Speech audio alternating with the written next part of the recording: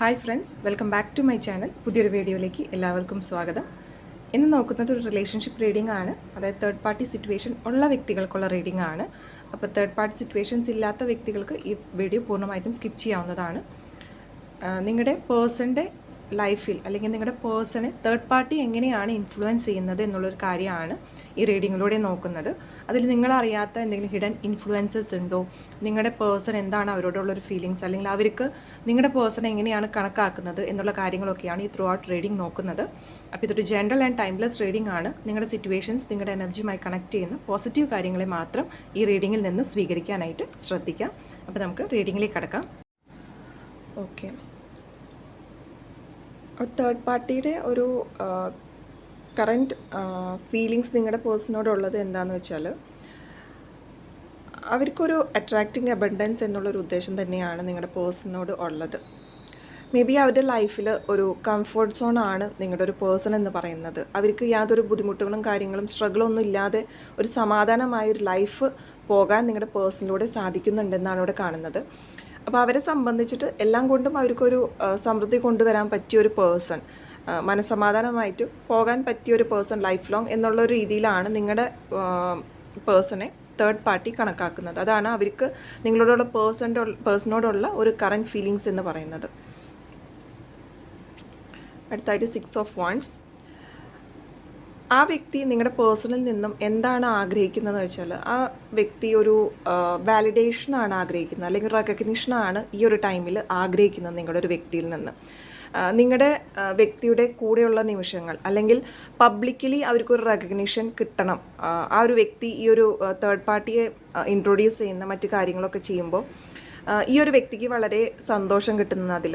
ഈ ഒരു വ്യക്തിയുടെ ഒരു ലൈഫിലൊരു പാർട്ടായിട്ട്, ഒരു ഇമ്പോർട്ടൻറ്റ് പാർട്ടായിട്ട് ഷൈൻ ചെയ്യാനാണ് തേർഡ് പാർട്ടി ആഗ്രഹിക്കുന്നത്. നിങ്ങളുടെ പേഴ്സണിൽ നിന്നും എക്സ്പെക്റ്റ് ചെയ്യുന്ന ഒരു കാര്യമെന്ന് പറയുന്നതും അതുതന്നെയാണ്. ഓക്കെ, ഇതിനായിട്ട് അവർ ചെയ്യുന്നത് എന്താണെന്ന് വെച്ചാൽ 10 ഓഫ് കപ്സ് ആണ്. അതിനായിട്ട് അവർ ഒരു ഇമോഷണൽ ഗെയിമാണ് ഇവിടെ കളിച്ചുകൊണ്ടിരിക്കുന്നത്. അതായത് ഒരു ഹാപ്പി ഫാമിലി ആയിട്ട്, ഒരു സ്റ്റെബിലിറ്റിയോട് കൂടിയ ഒരു ലൈഫ്, ഫാമിലി ലൈഫൊക്കെ കൊണ്ടുപോകാൻ പറ്റിയ വ്യക്തിയാണ് എന്നുള്ളൊരു കാര്യം തെളിയിക്കാനുള്ളൊരു മാർഗ്ഗമാണ് തേർഡ് പാർട്ടി ഇപ്പോൾ ശ്രമിച്ചുകൊണ്ടിരിക്കുന്നത്.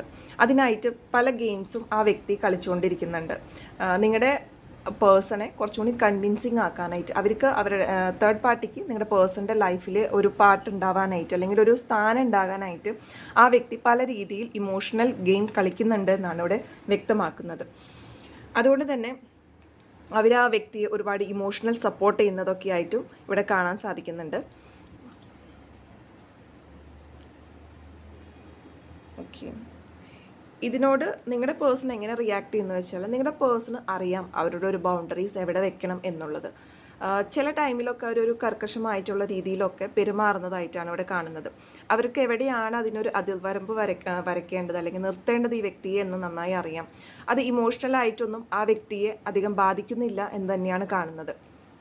അതായത് ഒരു ഡിസിഷൻ, ഒരു ഡിസിപ്ലിനോട് കൂടിയിട്ട്, അല്ലെങ്കിൽ ഒരു ഘടനയോട് കൂടി കാര്യങ്ങൾ കാണാനാണ് നിങ്ങളുടെ പേഴ്സണോട് ആഗ്രഹിക്കുന്നത്.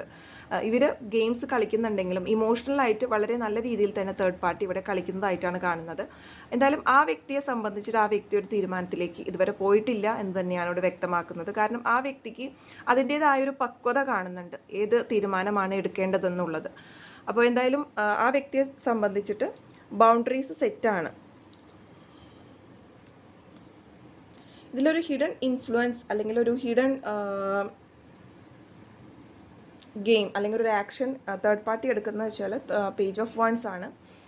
അപ്പോൾ ഒരുപാട് അട്രാക്റ്റീവ് ആവാനുള്ള രീതിയിലുള്ള മൂമെൻറ്റ്സ് ആ വ്യക്തി കാണിക്കുന്നുണ്ട്. പല രീതിയിലും ആ വ്യക്തിയെ മിസ്ഗൈഡ് ചെയ്യാനായിട്ടും ഒട്ടും മെച്യൂർഡ് അല്ലാത്തൊരു എനർജിയിലാണ് ഈ തേർഡ് പാർട്ടി നിൽക്കുന്നത്.